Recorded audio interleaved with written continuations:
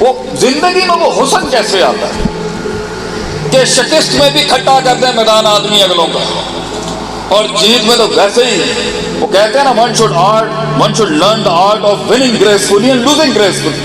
وہ گریس کیسا پیدا کی جائے؟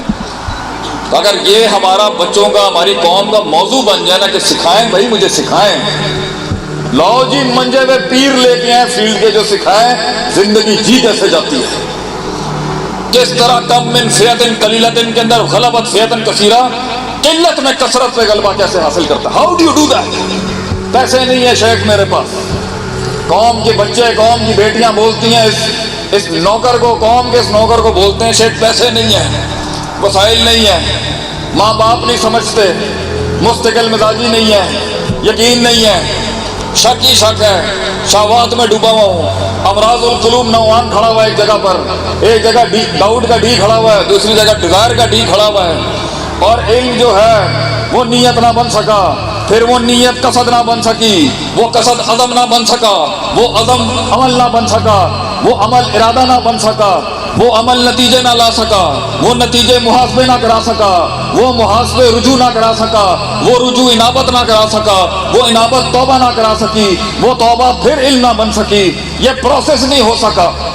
لوگ پوچھتے ہیں کہ وہ میرے خوابوں کی تائید نہیں کرتے، پیسہ نہیں ہے، لوگ نہیں ہیں، فلسفے کو بیان کرنے کے لیے کلام نہیں ہے، ذرے کو پہاڑ بننے کے لیے وہ جرت نہیں ہے، جملے کو ایک کتاب بننے کے لیے وہ شجاعت نہیں ہے، شیخ کیسے کھڑا کریں؟ باتیں آپ کی پہاڑوں جیسی ہیں، لیکن باتیں کروڑوں کی، دکان پکوڑوں کی، کیسے کرتا ہے آدمی یہ کام؟ تو ہم بھی ایک ٹائم پر یہ سوچتے تھے۔ بہرحال اصول یہ ہے کہ غلط کی راہ میں بھی کچھ بننا ہو تب بھی زندگی بہت مشکل ہے۔ ابلیس کی فوج کا بھی بڑا سردار بننا آسان کام نہیں ہے، ادھر بھی بڑے بڑے پری ریکوزٹس ہیں۔ یہ نہیں ہے کہ آج اگر کوئی شیطان کے رستے پہ بن کے بڑا چودھری ہے وہاں کا، تو ایسا نہیں ہے کہ اس نے بھی کاٹ نہیں کاٹی، گھنٹوں گھنٹوں ریاستیں کی ہیں انہوں نے، گھنٹوں گھنٹوں اصولوں کو فالو کرنا پڑتا ہے، تب بھی جا کے شیطان کی ٹیم میں بڑا منصب ملتا ہے۔ اور رحمان والے کے ساتھ تو ویسے ہی بڑے مسئلے ہیں، وہ تو ویسے ہی فوجیں آ جائیں گی اس کو توڑنے کے لیے کہ رحمان کا آدمی نہ بن سکے کچھ۔ اسٹرانگ مسلم پریزنٹنگ، یہ ریپریزنٹیشن نہ ہو سکے تو اس کے اندر یہ سکون، یہ ٹینشن لیس ایٹیٹیوڈ کیوں ہے؟ اتنا ریلیکس کیوں ہوا ہے ہمارا بچہ، ہمارے لوگ؟ اور ایک پارٹی اتنی ٹینس ہے، اتنی ٹینشن میں ہے، اتنا سٹریس ہے کہ انہیں 2 منٹ میں چاہیے یہ سب کچھ۔ تو میں نے تو سوچا تھا آج جذباتی تکلیف، کون کو جذبات چاہیے جی؟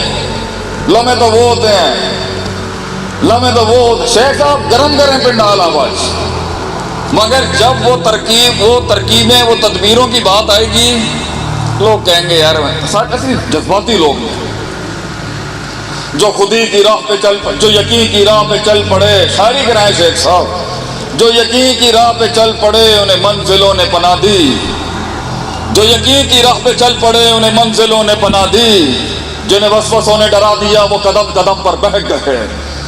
یہ چاہیے لوگوں کو، لیکن اصول، جنگیں اصولوں سے جیتی جاتی ہیں بھائیوں، بچوں، بزرگوں، بیٹیوں، اور وہ اصول پہ جو جتنا اگر ہم بھی 40 پہ جہاں پہنچے ہیں اور تو نے بھی 40 پر ہی پہنچنا ہے، تو اس گیپ کا فائدہ کیا ہوا جو ہم نے مارے کھا کے سیکھا؟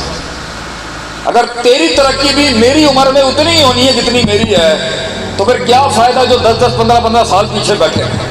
اور میری ترقی کا اگر پیمانہ ہونا چاہیے تو وہ میرے بزرگوں سے ہونا چاہیے کہ میں نے ان کے مقابلے میں وسائل کو اکٹھا کر کے کتنی بڑی سلطنت کھڑی کی۔ تو بیٹا تمہارے پاس تو ہم موجود ہیں، ابھی سانس اکھڑا نہیں ہے ہمارا اندر سے، تو کیوں نہیں لوٹا اٹھانا ہمارے ہیں؟ یہ کیوں نہیں ہم ڈھونڈ رہے اس استاد کو، اس مربی کو ڈھونڈیں جا کے جو بتائے کہ خیر شر کا موازنہ شیخ کیسے کرتے ہیں، بتائیں۔ ادھر بھی بھائی کھڑا ہے، ادھر بھی بھائی کھڑا ہے، اب بتائیں دونوں میں سے کیسے فیصلہ کرو؟ خیر اور شر میں فیصلہ کرنے کی فقہ تو ہم بڑھا سکتے ہیں، مگر یہ بتائیں شیخ 2 خیر میں سے اساں ترین فتویٰ کیا ہوگا؟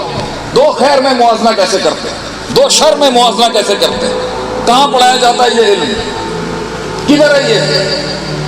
کیسے سکھایا جائے اس کو؟ صبر کا سلیبس بتائیں شیخ، صبر کا سلیبس کہاں ملتا ہے؟